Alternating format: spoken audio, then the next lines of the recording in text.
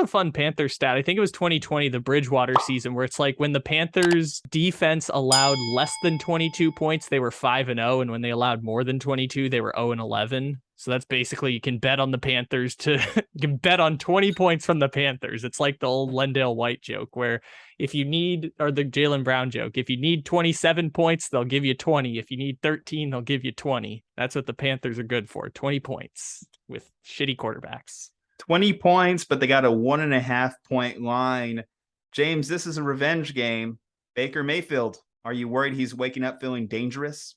I'm very much so worried. I mean, I'm happy for him. I'm still like a fan of Baker, but there's no reason. This dude has always done better through college. I'm sure through high school. I don't really know that far back. But then in any football setting, he does better being the underdog. He does better being the comeback story. So if you don't think that this dude for at least one game is going to come out and burn the world down against his old team that chose a alleged sex offender over him, I can't see any way that he doesn't come out and just torch us. Well, he did have that one moment his rookie year when Hugh Jackson changed sides mid-season, and he made it a point to just stunt a little in Hugh's face. So I kind of wonder if he's got a little bit of that dog in him this coming weekend. Kyle and I have been back and forth on this entire offseason of how good the Panthers are. I remember seeing a lot of statistics that would suggest that they were a top 10 defense at the very least last year. And I look at their opponent matchup this week. We joked about it in another segment, but Jacoby Brissett doesn't really inspire confidence of any offense or any kind of offensive output. And that says too in the Vegas line, because you have it as 41.5 point over under. Even Vegas is looking at this game, looking at Baker Mayfield, looking at Jacoby Brissett, and not saying that they see a lot of points going up on the scoreboard. The Panthers are interesting defensively just because Carolina has a base level of talent that makes them pretty good. Jeremy Chin's a very good player. Brian Burns is a Pro Bowler.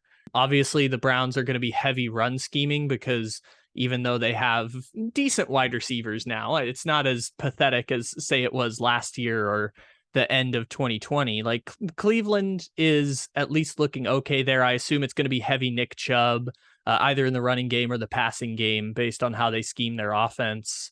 And I think that it's going to be one of those games where turnovers will make the difference more so than anything else. Like, weird plays that lead to 7-point swings or 14-point swings will be the difference, because like the line says, it's going to be a low scoring game and a game where they're favored to be, in one place you might get the Browns as a point favorite, and another place the Panthers as a point favorite. So seems like it's going to be close, seems like it's going to be low scoring, which means look for those like plays or punts or drives that swing the score 7 to 10 points on one play or two plays. James, if the Browns are going to win this, it's probably going to be on the backs of their defense. What do you think of that matchup against the Carolina offense? I don't know. Our linebacking core is pretty terrible. We have JOK, and that's kind of it. Walker's nice. He's good for tackles, but he really only came through at the end of last year. I just can't see any way if Christian McCaffrey is playing at 100%, we can limit him. And then I wouldn't be as worried through the air. I really just think it comes down to limiting what Christian McCaffrey can do. I think he's just going to hurt us, and he's going to hurt us bad. And then beyond the passing threat of Christian McCaffrey, that's more what I was focusing on. Our defensive tackles are a huge question mark. We have solid edge rushers, and then through the mid, a lot of mid through the mid. So I think he's just going to have a field day. Honestly, I think Christian McCaffrey is going to have one of those days that looks like classic 2,000-yard season Christian McCaffrey.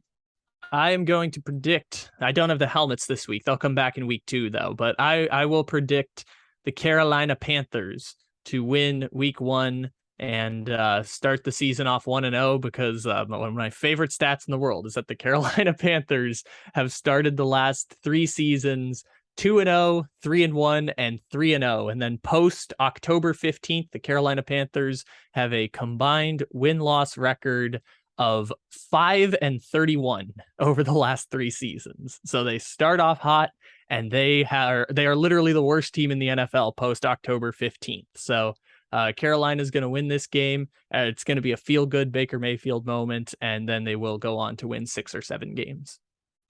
James, what about you? I mean, Jacoby can hand the ball off real nice, but I think it's a I think it's a Panthers win. I'm not even going to try to put a score on this. I think it can go so many ways. The Panthers win this one strong, though. And it's going to be a clean sweep for me, as I am picking the Panthers as well.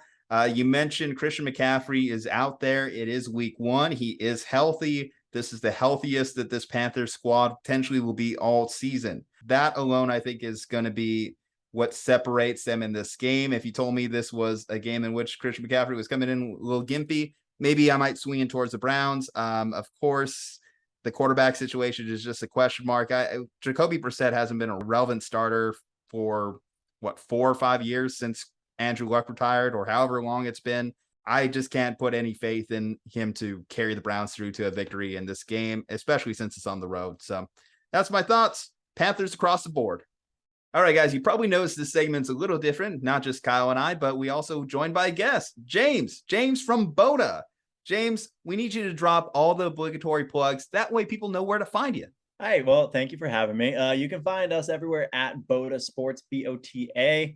Instagram, TikTok is the biggest ones. There's also a Twitter, but it's really not worth them. I'm going to be 500% honest about it. Yeah, you can find all of our stuff everywhere just by searching Boda Sports. Okay, guys, find that below in the bio. Leave a like on this video. Subscribe to the channel. From Juju Talk Sports and Kyle Ledbetter. Stay safe, happy, and healthy. We'll see you on the next one.